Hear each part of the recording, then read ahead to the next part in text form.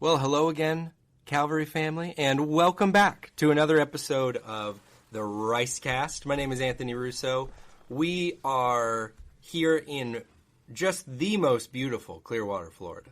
And I'm sure if you go back in the podcast, we end up saying something like this every December. But for what it's worth for me, you can keep your white Christmas. And I will keep my sunny, 75, gorgeous weather Christmas that we get here in Florida, Pastor. I think it's gorgeous. And, if you want the white Christmas, go to the beach, I guess. That's our white Christmas. Yeah. But the sand is white. But it is beautiful. Some people really miss the winter and the fall, so we understand that. But anyway, it's been beautiful, and maybe it'll get a little bit cooler before Christmas. Yeah. I don't know. There is it's just a tip for if you're missing the winter. At CCHS in the kitchen, there's a walk-in cooler, and it's where they keep all the cold stuff for the kitchen, where the kids' lunches. You walk in there, close the door behind you for just 30 seconds, and then you'll remember This is why you don't This is what it's like. Yeah. It's a very pretty picture. But you stand in the cooler for 30 seconds, and then that's what you're missing out on. It's been a beautiful month, and here we are, like 2.5 weeks out from Christmas, something like that, as we do this podcast. And so regardless of when you're listening to it, Christmas is just a few days away, and a lot of things happening in the next 2.5 weeks that are very, very exciting. We're looking forward to it. It's right around the corner. We had our staff Christmas gathering. It was super fun. Just did that yesterday. We did, and I really felt like, we do one of those white elephant deals and pass it around. I have a lot of fun with it, everybody.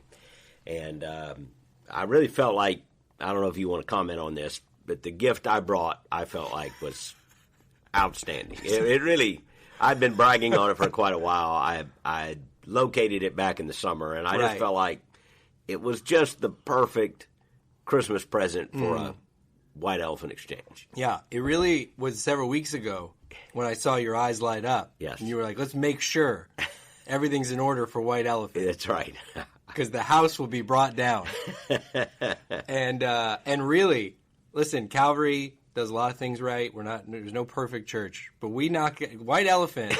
This team shows up for White Elephant. They show out. And mine landed with, and we do a thing now because there's so many people where we don't steal, but you pass it around, do a fun thing. Right. And We're Christians, we don't steal. Yeah, and it ends up, in other words, not the gift you picked. Right. It's kind of random. Yeah. And the gift I brought ended up with our own Matt Gibney. Who is the student pastor, student leader of student ministries on our East Lake campus, doing a terrific job. Matt and Laney both work for us. And I was really happy that Matt got it, because I knew he would appreciate the class that this gift possesses. It really was. Can I tell the people what it was? I think you need to. It was a Willie Nelson chia pet. Right. And while you're building this image in your head, the top of the head was a chia pet in the classic style, but then the braids went down the back. Yeah. Were also chia. This was really something. Willie Nelson chia pet. Willie Nelson chia pet. I saw it this summer. I thought immediately of the gift exchange at Christmas, and I knew that was the winning gift. And Willie Nelson, chia pet, Matt Gibney has it. So be sure to, those of you who know Matt, maybe encourage him to make sure he waters it appropriately. And because we all want to see it grow through the year. I can't wait to hear when Matt's great-grandkids, the family heirloom has made it.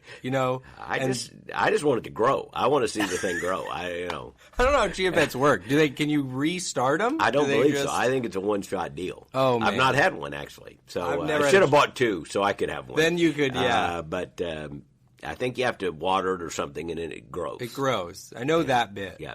Yeah, I think it's going to be a family. Once it's done, it's done. It'll still be an heirloom in the Gibney household. I can't imagine why not. It'll be passed down from generation to generation. It was super fun. It was just a great time to get together as a team. Obviously busy. Everybody's working. We record the podcast on Wednesdays, we've said before, and we're just a few days away now from the Christmas night of worship. Right. This coming weekend, which is, I think, the 10th and 11th on the calendar, in case you have heard it later than that, is our Christmas Nights of Worship. We are streaming, I think, the Sunday night event for those people who are not in the area or cannot come. But I hope everyone who can will come. It's going to be fantastic. Paul Baloche, yes. We want to say it correctly. Baloche. I'm so sorry. It is it's Bala. Is it? You said Baloche. It is Baloche.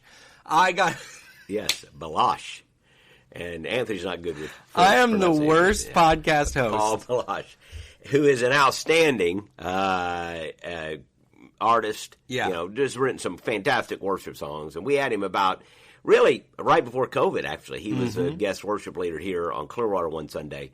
He's coming back. He'll be at the Clearwater campus Sunday morning, but everybody can enjoy him Saturday, Sunday in the musical. We have our choirs there. Our praise team, our singers. It's going to be an outstanding night, and we're looking forward to it. So hope everybody can come, and it's a free event, open doors. Sit where you can, but we think it'll be a great crowd both nights, and look forward to you attending. It's going to be. It's always great. This is my reflection on this is always, if you've been to one, you don't want to miss it, because it's always. And I think we've even mentioned this over the last couple of weeks. You go to a Calvary campus, and your team that you see there, and this is really a coming together of all the talent that is across all of the Calvary campuses, and when you see it all on the same stage, if you're anything like me, your eyes sort of bug out of your head. Like this church just trips over gifted singers everywhere you turn. So it's a special night. Saturday is a family night prior. Some family activities before, which I just believe are activities designed for the kids, family. A lot of events going on in the lobby. I think it's all inside in the lobby area. So come early, bring the kids. Kind of a family night. And it's going to be a great, great weekend. Super fun. Hope you can make it. I'll put the details in the show notes, but you can also get all the information on the Christmas Nights of Worship and our forthcoming Christmas Eve candlelight services. All that info is at calvary.us/Christmas. It's always a highlight, Christmas Eve. And this year, as we've made note, Christmas Day is also a Sunday. So we know... We've just kind of said to everybody, hey, pick whatever service you want to. Christmas Day is a unique service, Sunday. We know some people will come Christmas Eve.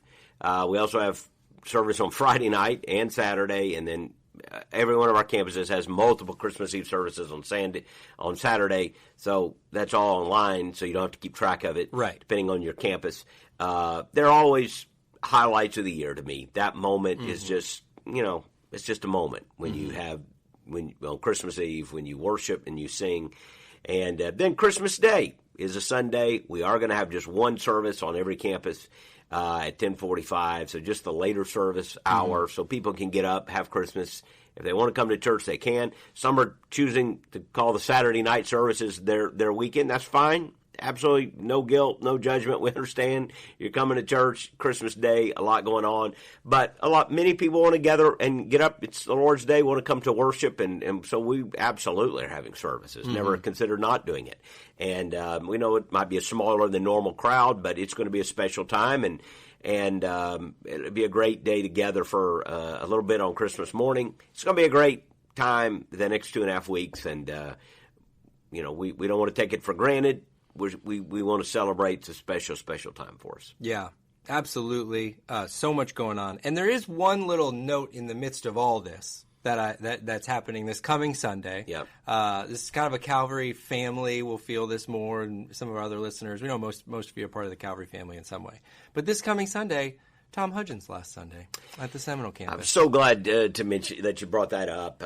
Tom, of course, and Karen have let us know months ago, back in the spring really, that they wanted to kind of end this season of ministry where he has been serving back at Calvary now as a campus pastor at Seminole, really right at 5 years, and that they just felt like this was the time.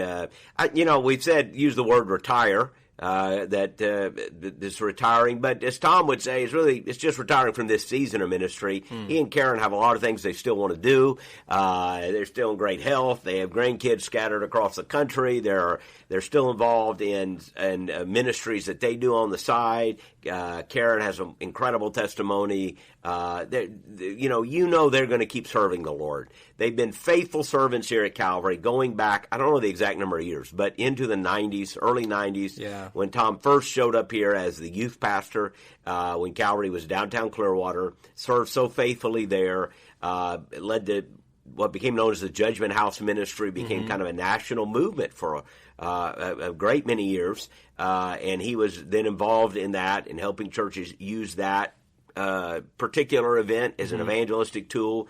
It's become something that they use in mission settings quite effectively. And so Tom has just been one of those guys that has served so faithfully. He and Karen, they've been a team. They were in our worship ministry, involved in so many ways. So we love them. It's been a joy to have them these last 5 years serving as one of our campus pastors.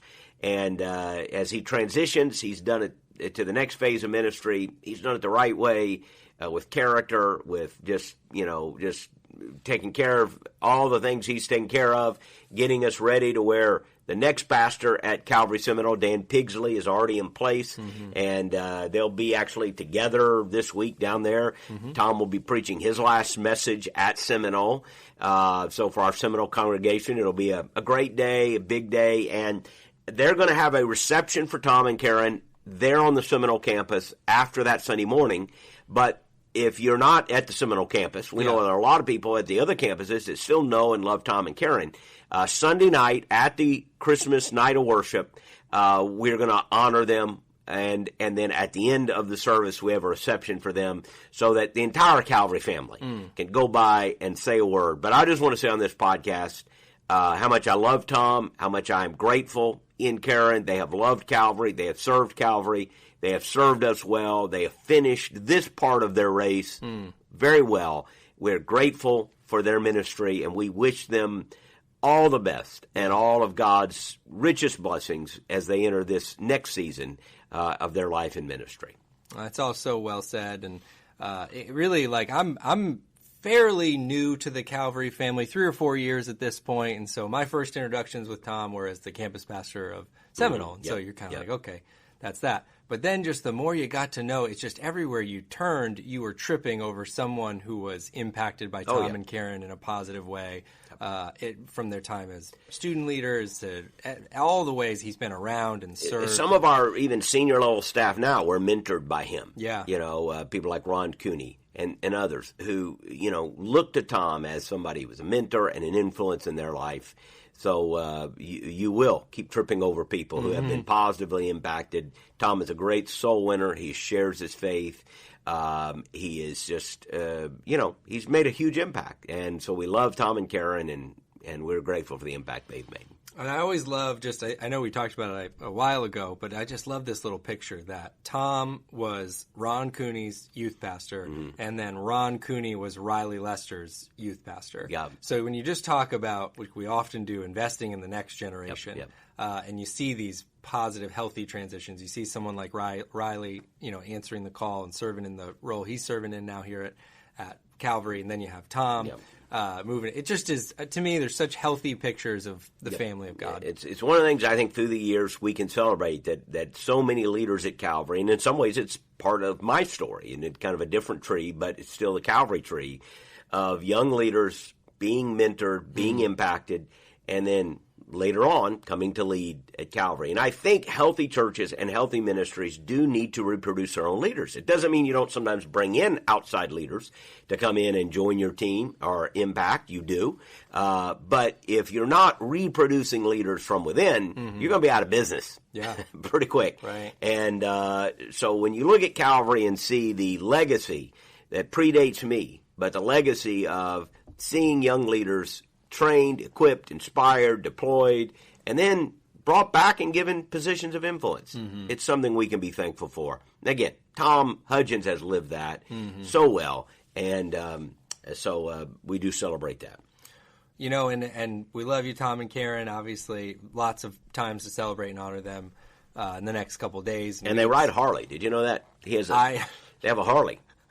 Do they ride? Do they both have their own Harley? I don't know. I haven't been able to get if Tom's in the sidecar and Karen's riding. Now that would be the image. That to me is a little sidecar. The way I assume they ride the same Harley, but I don't know. They'll have to speak into that. Yeah, they're Harley people. They're Harley. They're gonna. You don't think of Tom as a motorcycle guy, but he is. He's a motorcycle guy. Church family, I've tried to talk him into riding the Harley out of Seminole, just right out the center doors on his last. Amen, and then just fire that baby up and out you go. He's gone.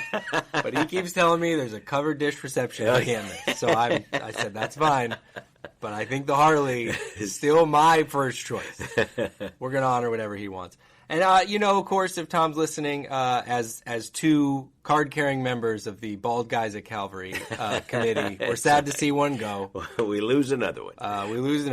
Dan's not got much up there, so maybe it was an even switch. Okay. Maybe switch one for one. That's going to be special. Again, hope you can join us for one of those receptions to kind of honor Tom and his time here. Reach out to him and just let him know we all love him so much. I wanted to talk to you. I would pivot back a little bit. We talked about it's Christmas. There's Christmas stuff going on, and so it was actually we started talking. There's been two little stories that have come up, and maybe you haven't seen them. Maybe you have. One video got kind of a lot of play on the internet. It's a quick little snapshot of something it's a conversation that's been going on, and this is just a great video clip to restart the conversation. It gets people all worked up. But the video we're talking about, maybe you've seen people getting worked up online. You wouldn't believe it. I find that hard to believe.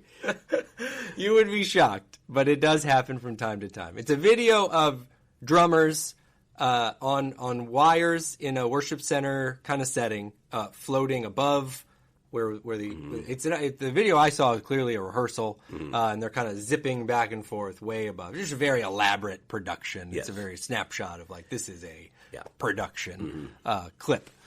So the other story, a little bit smaller, but I just bumped into it yesterday, happened to that Hillsong is doing some Christmas kind of concerty events, and they're charging. They're charging to come to the carol sing kind of thing they're doing.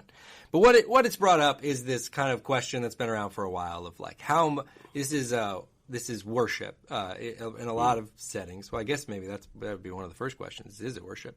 But the idea of, you talked about it this last Sunday, worship isn't inherently a performance. It's not for someone to come and be impressed by. That's not the core of why you do it. So then that leads to the question of, well, how much of these things can we add on and maintain the integrity of worship? So I guess that would be the question, is how many gadgets, how many tricks, how many elements can be added and you maintain this as a worship experience? 92. 92. That's it. No, yeah. One more. Like there's some, one more, and there was up. There are certainly. This has been a conversation that goes back even into Calvary's history. And let's acknowledge there's a degree of subjectivity too. It's kind of like when you ask how much money is too money, too much money. When Christians are trying not to be materialistic and we want to live balanced lives, focusing on the kingdom of God. Right. So, how much money is too much money, or what kind of car is too nice a car? Right. And then if you're driving that car, you're not very spiritual. It's kind of a reverse kind of elitism that is unique, I suppose, to Christians who are trying not to be materialistic. So it's like, and what we are very good at, this is what we are extremely good at, is judging other people. We just excel at it. Yeah. How much money is too much money, and now you make a little bit more than you make, probably. Right.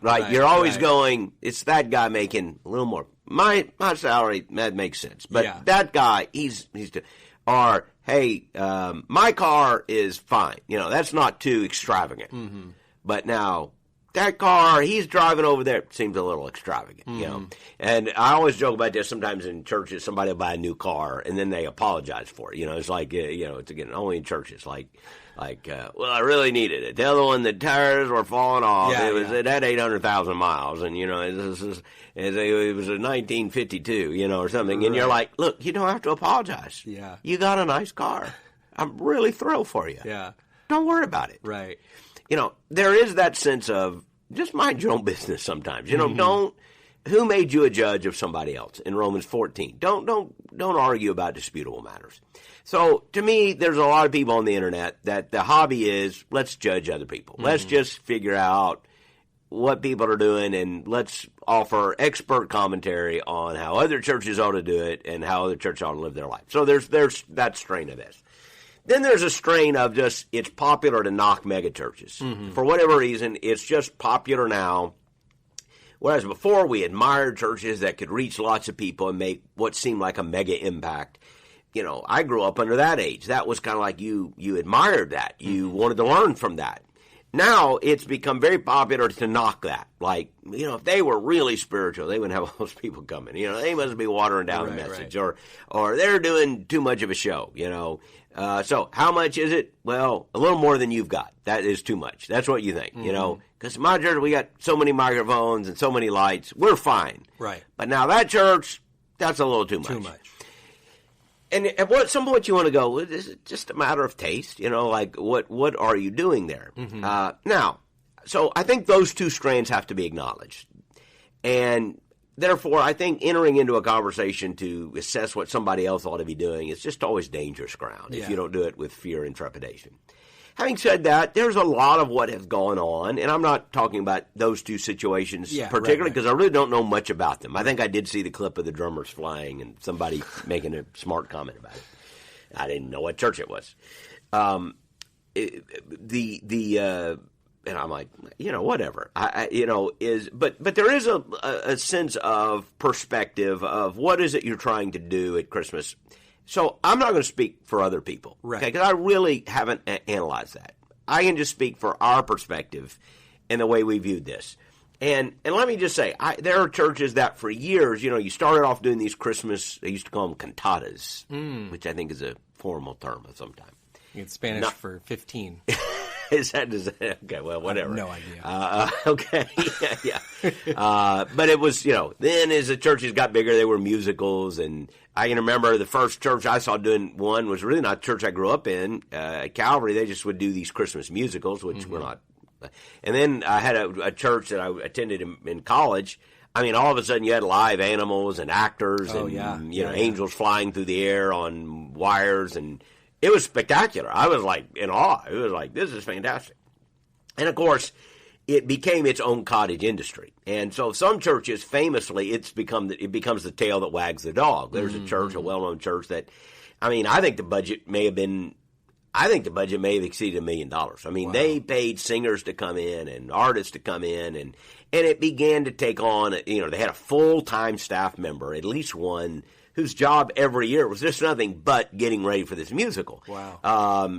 Because it's casting, it's production, it's lights, it became literally a multi-million-dollar experience.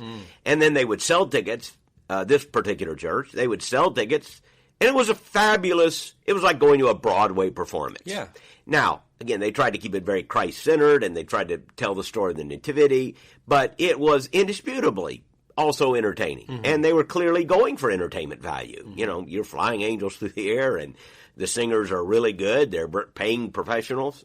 And I'm not criticizing what they did there. I'm not saying it couldn't have an impact.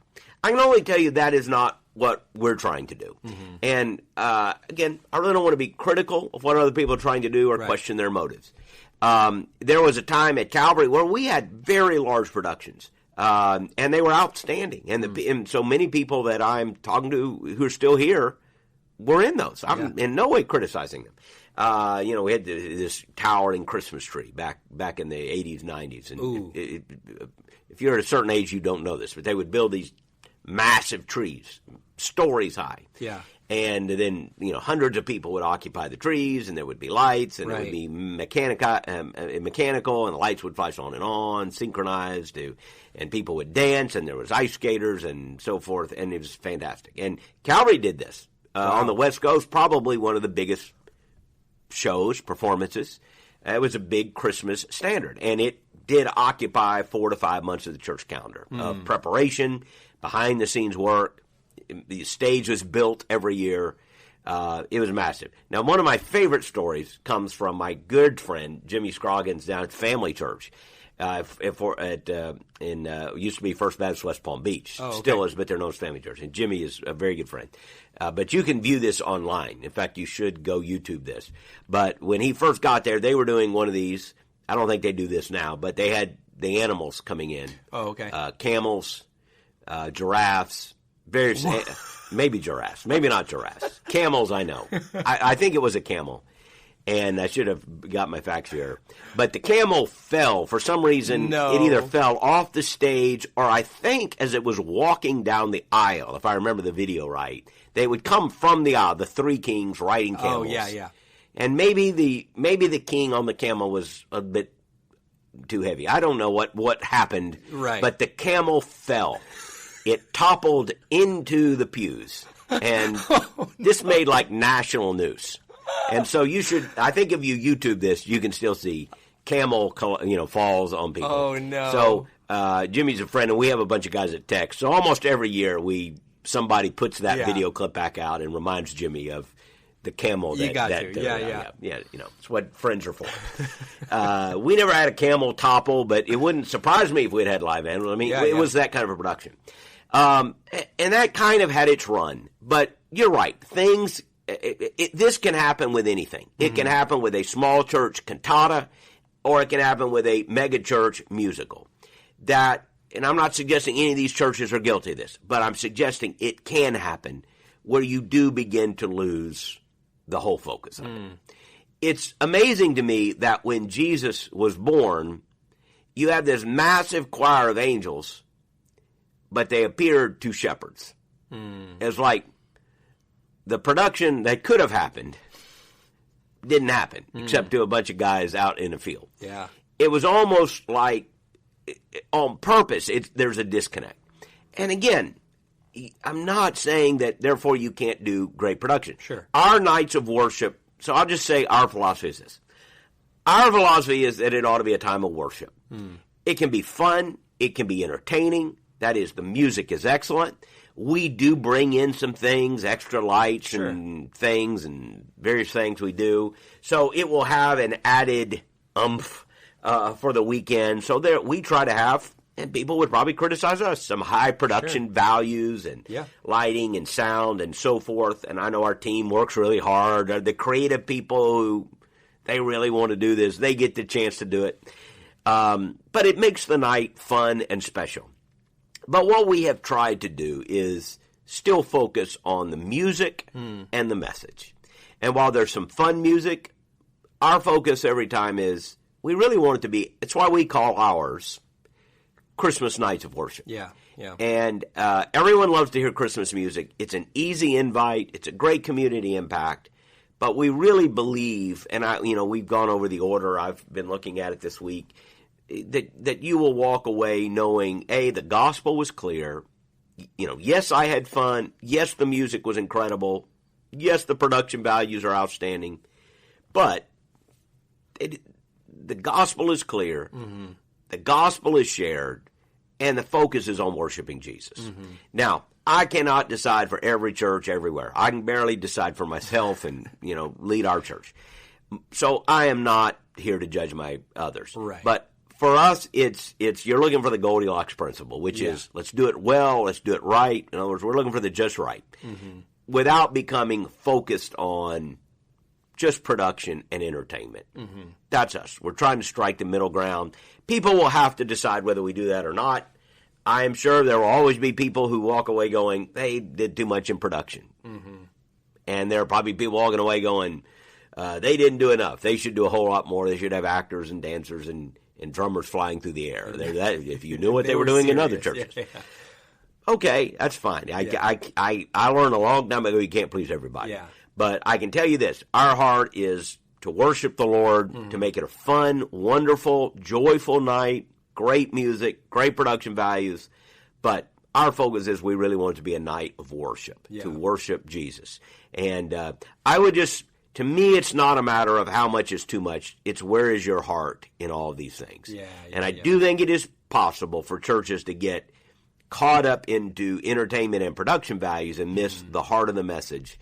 And sometimes we're so good at the other stuff, it does cloud out the simple message of the gospel.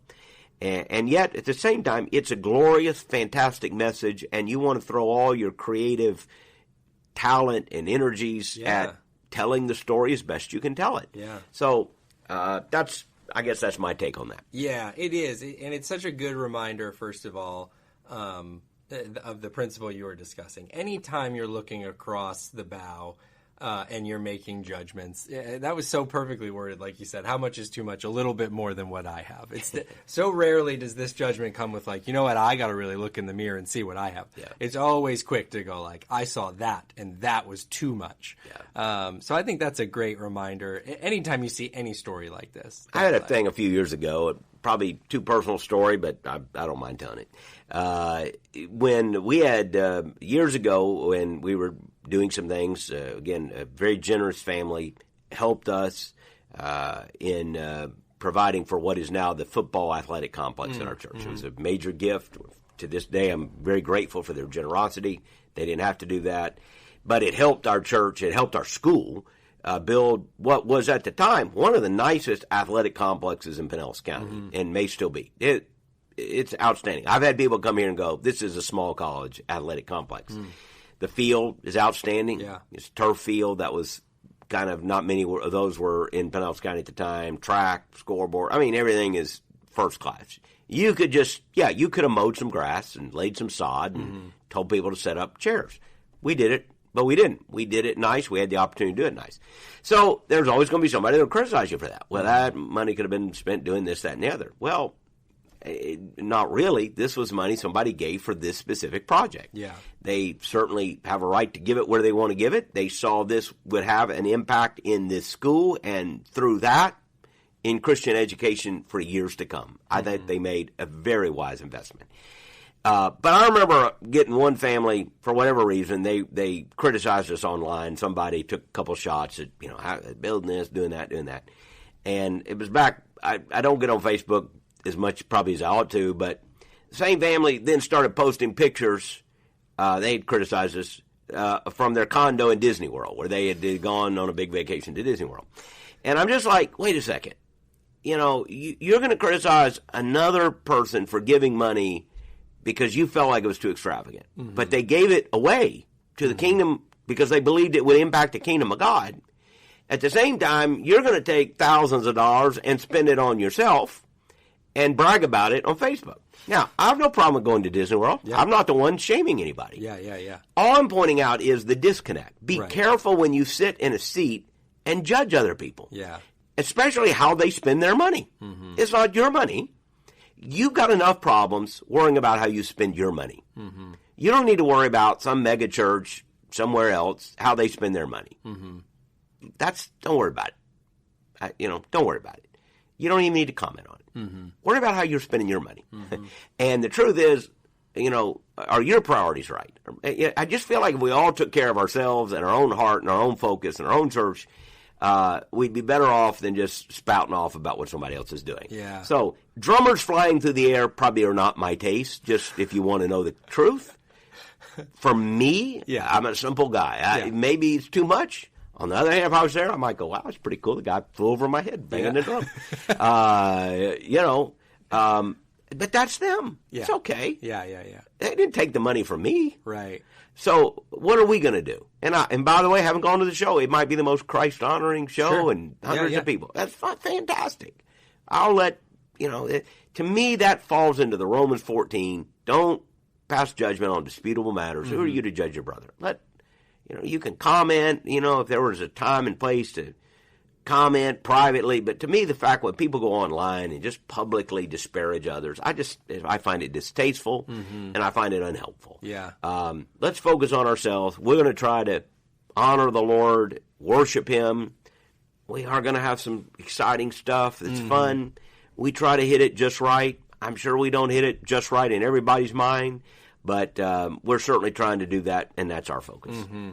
Yeah, absolutely. One of my favorite things, I just love this little note that we've gotten on through a couple of different roads on this podcast, but is that in that judgmental principle. I just love this. It's forever changed my perspective on it. Is like, there's a lot of ways you end up being Amish. right? There's a Right. lot of ways you say, you know what, you're too connected to technology. You have too much things. You have too many materials, and you end up. And there's a lot of roads that you keep walking down this, you end up being Amish. And guess what happens when you go into the Amish community? They're disputed on how much is too much. Right. Some of them are using computers at work, and they don't think they can use computers at work. No, it's true. It goes all the way down to there, and even there, it's not all figured out. Like they're wearing shoes. If they were spiritual, they wouldn't wear shoes out. It literally gets. Yeah. And so what you realize, it isn't a matter of amount. It's a matter of the heart at that point. Absolutely. And I don't doubt that there is a line where people become misdirected and their perspective gets altered. I don't doubt that. Mm-hmm. I don't doubt that. We heed the caution not to miss the simplicity of the gospel by all the stuff we bring to production. That's a good warning. Mm-hmm. But if you think there's some perfect perspective, no, it's your perspective. That's right. Yeah. And there's somebody looking at you going, so that is, they're judging you. So it's a never-ending game. That's right. So that is why if somebody drives up in a brand new car that you could never afford, why not just rejoice with them? It's none of your business. Mm-hmm. They didn't take the money from you. Right.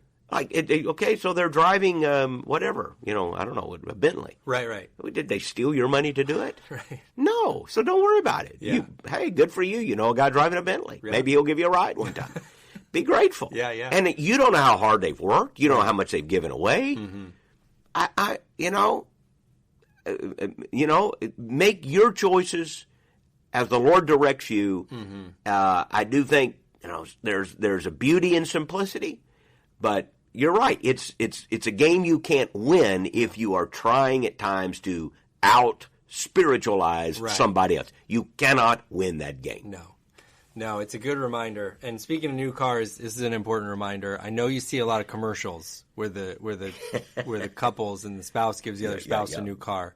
And I think it's important to disclaimer that in real life, this is often not a good move. If you go out there and you buy a brand new car without consulting someone who's going to be helping make payments on it for the next several years. Right. It's those are among the commercials that aggravate me the most. Because I think, who does this?